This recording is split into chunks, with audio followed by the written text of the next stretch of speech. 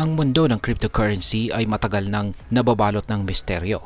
At ang isa sa pinakamalaking tanong ay sino nga ba talaga itong si Ginoong Satoshi Nakamoto, ang tagapaglikha or creator ni Bitcoin. Bagamat alam natin na si Satoshi ang nagpasimula ng revolusyong ito noong taong 2009, bigla po siyang nawala matapos ang launching ni Bitcoin. Kamakailan ay isang blockchain researcher na si Ginoong Vladimir S. ang nagbukas ng bagong teorya na posibleng si Ginoong Satoshi ay ang tinatawag na 2010 whale, isang misteryosong entity na may hawak ng malaking halaga ng Bitcoin. Kaya ayan po ang siyang ating pag-uusapan sa video na ito. Pero bago po tayo magpatuloy, ay nais ko lamang po munang bigyang linaw ang aking disclaimer kung saan ang nilalaman po ng video na ito ay hindi po ito isang financial advice. For education and information purposes lamang po ang layunin nito. Ayan. Ano po ang sinasabi ng teorya tungkol kay Satoshi Nakamoto at sa whale na yan tinaguri ang 2010 whale? Ayon po kay Ginoong Vladimir S., maaaring si Ginoong Satoshi Nakamoto ang tinatawag na 2010 whale, isang malaking Bitcoin holder na may mga hawak na coins kung saan ay mula pa noong taong 2010. Yan, ilang taon matapos po ang pag-create dito kay Bitcoin. Ang teoryang ito ay nakabase po sa obserbasyon na ang 2009 wallets ni Ginoong Satoshi na orihinal na naglalaman ng maraming Bitcoin ay nananatiling dormant o hindi po ito nagalaw. Subalit ang mga taong 2010 wallets ay tila aktibo at ginagamit pa rin hanggang ngayon.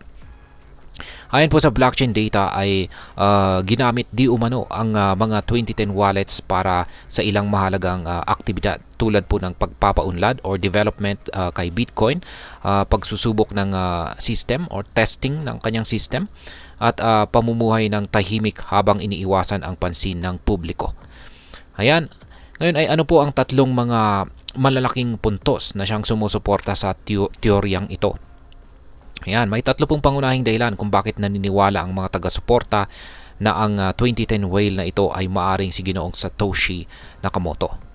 Unang-una ay ang mining pattern. Ayan. Ang hawak ng 2010 whale ay namina po ito ng taong 2010. Eksaktong panahon matapos po na mawala itong si Ginoong Satoshi. Ang pagkakasabay po nito ay nagbibigay ng ideya na maaring itinuloy ni Ginoong Satoshi ang paggamit ng ibang wallets para itago ang kanyang tunay na mga aktibidad.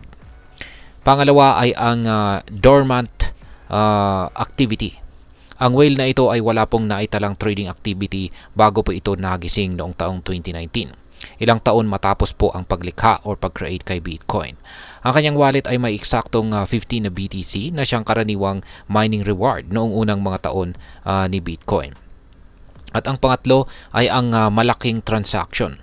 Sa nakalipas po na 3 taon, higit 25,000 na Bitcoin ang ginamit mula sa dormant wallets ng whale.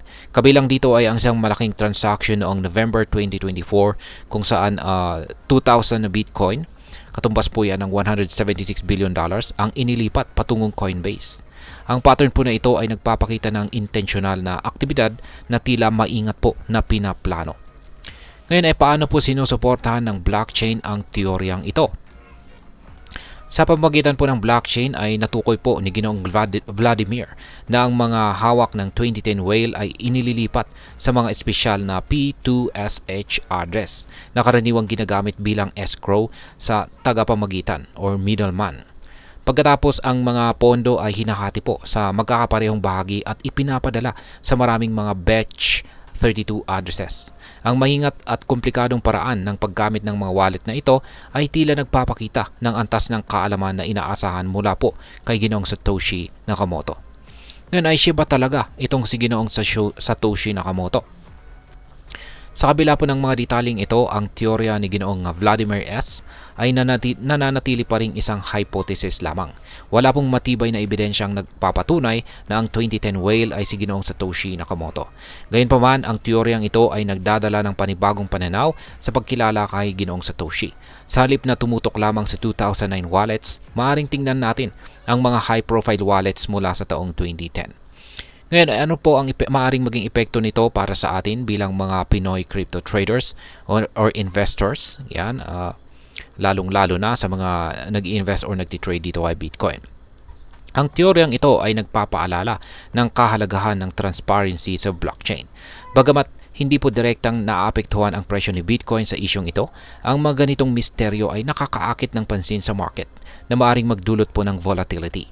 Kung ang 2010 whale nga ay si Ginoong Satoshi Nakamoto, ito po ay nagpapatibay na may malalim at matibay na pundasyon itong si Bitcoin. Para sa isang ordinaryong trader, ang mahalaga ay ang wastong pag-manage ng risk at hindi po magpadala sa hype na dulot ng mga ganitong balita.